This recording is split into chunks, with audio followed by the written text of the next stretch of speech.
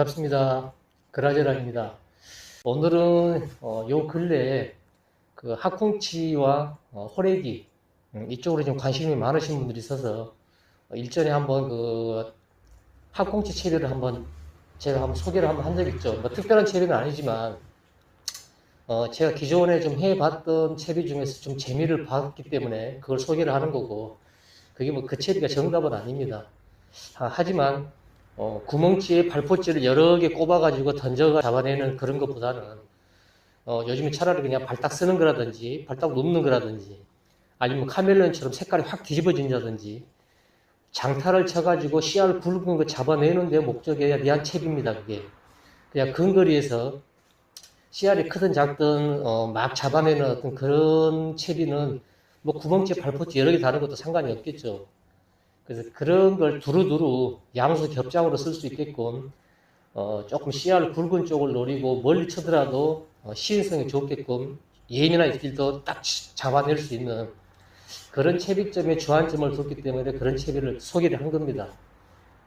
그래서 그렇게 좀 이해를 했으면 좋겠고, 오늘도 지금 채비법을 좀 잠깐 설명드리려고 나왔는데 오늘 소개할 채비법은 호래기 채비입니다.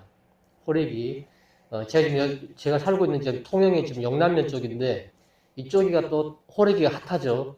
가조도 성포, 그 다음에 이 일대, 그 다음에 통영으로 넘어가면서 이제 척포부터 해서 쭉 가는데 거제 쪽도 몇 군데 여러 개 좋은 방파제가 많고요. 제가 지금 소개한 것도 많은데 오늘은 호래기 채비를 좀 알려달라 하시는 분 많은데, 사실 인터넷 뒤져보거나 자료 찾아보면 많이 나옵니다. 많이 나오는데 왜 저분들이 저한테 알려달라고 할까 하는 거는, 혹시 너만의 독특한 방법이 있으면 그걸 좀 공개하라, 아마 그런 뜻일 겁니다.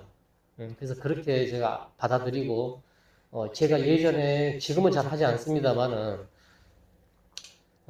호래기 채비를 했던 그 방법을 간략하게라도 몇 가지 좀 알려드리겠습니다.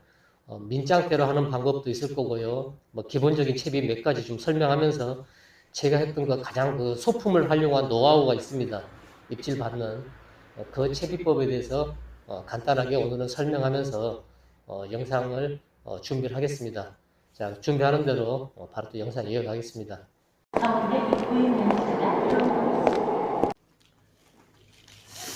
소품을 지금 여러 가지를 준비를 해봤는데 제가 있는 것도 있고 없는 것도 있어서 구입을 좀 잠깐 몇 가지 했습니다. 자, 소품을 가지고 하나씩 제가 예전에 사용했던 그 방법들을 잠깐 설명 드리겠습니다. 자, 있나 하도 오래돼서 생미끼 바늘이죠. 스테도 있고 애기도 있고 뭐 스냅도 있고 쓰던 건 있네요. 야, 오래됐네 이게. 자, 하나씩 보면서 생미끼 채비하고 그 다음에 루어 채비 간단하게 설명 좀 드리겠습니다. 그 다음에 민장대하고 루어, 낚싯대로 할 수 있는 거 구분해서 좀 설명 좀 드릴게요. 호래기 채비를 간단하게 해봤습니다. 뭐 거의 기본 채비들하고 다 비슷비슷하죠. 루어 채비든 짱대 채비든 그 다음에 릴로 하는 거라든지, 우리가 인터넷을 뒤져보거나 자료를 찾아보면 다 대동소이합니다. 대동소이하니 그런 자료를 찾아보셔가지고 개인에 맞는 걸 선택하시면 가장 좋을 것 같고, 저한테 이제 여러분들이 좀 문의를 해 오시길래 제가 개인적으로 예전에 좀 즐겨 썼던 그러한 채비법입니다. 정답은 아니고 참조만 하십시오. 그게 가장 무난할 것 같고요. 채비를 좀 쭉 한번 설명드리면 다들 다들 아시는 건데 특징적인 게 하나 있습니다. 그걸 이제 설명드리려고 잠깐 채비를 했으니까 그렇게 이해했으면 좋겠고, 자, 보면은 자, 원줄에 이런 거 지금 많이 나오지 않습니까? 이게 보면은 제품 이름이 울트라 전지 찌톡 이렇게 해가지고 이렇게 나오는 게 있습니다. 그 막대치 같은 데 위에 보통 많이 꼽아서 쓰죠. 근데 이걸 가지고 와가지고 저는 이제 어떻게 활용을 하냐면은, 일반 우리 케미 꽂이 고무 있지 않습니까? 이게 지금 4mm짜리인데 4mm짜리를 두 개를 자르면 원줄에 넣으면 얘하고 규격이 같이 맞습니다. 물론 이것도 유동입니다. 이렇게 올리면 되고 다시 내리면 되고 이렇게 내리면 되고. 자, 4mm 캐비에다 이렇게 꼽아 쓸 수 있습니다. 그럼 이제 전자 이게 돌리면 전자 꼽을 수 있겠죠. 이렇게 꼽으면 자, 이렇게 분리가 됩니다. 그럼 똑같이 전자 넣으면 굉장히 환합니다. 자, 이렇게 해서 제일 위에다 하나 장착을 합니다. 제일 위에 장착을 하고, 자, 그 다음에 채비를 쭉 볼까요?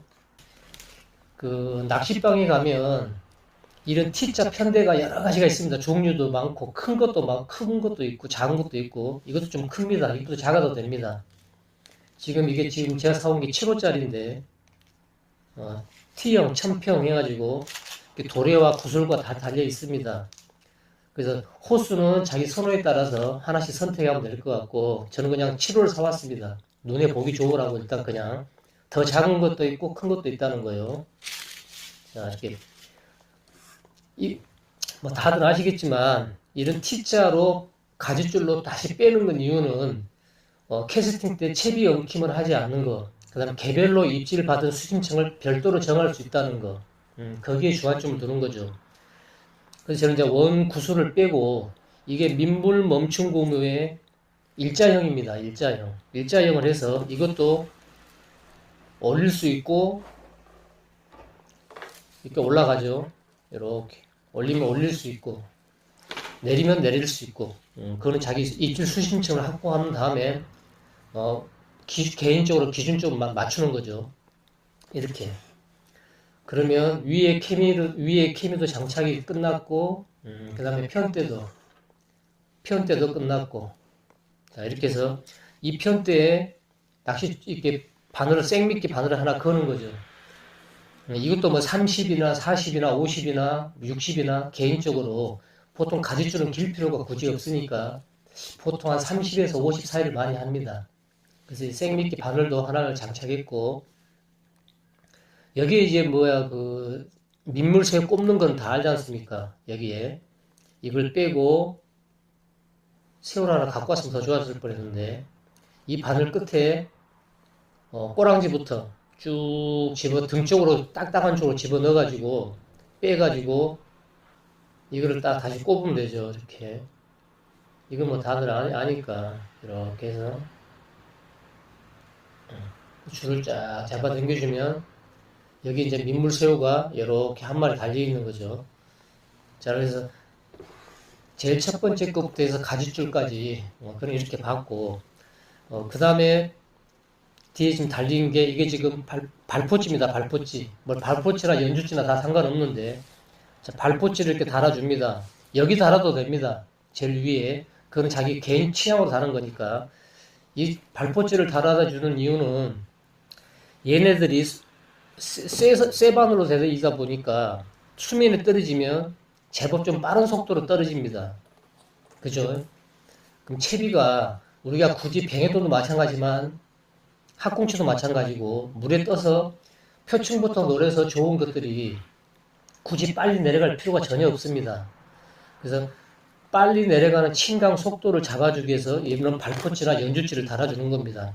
물론 이것도 크기가 다 다르겠죠. 작은 것부터 한 서너 가지만 가지고 다니면 됩니다. 그래서 그날 현장에 바람이 좀 많이 불거나 물이 꼴랑거리거나, 그 다음에 내가 갖고 있는 채비나 애기들이 좀 속도가 빠르거나, 그럴 때 크기를 달리해서 달아주면 되겠죠. 그래서 편대, T편대 밑에 바로 하나 달았고요. 자, 그 다음에 오늘의 제가 알려드리고 하는 가장 중요한 이유는 여기에 또 하나 있습니다. 자, 보통 이거 위에 하나만 달거든요. 던지기도 편하고 내 채비가, 내 미끼가 어디 있는지 불 보면 알 수 있으니까.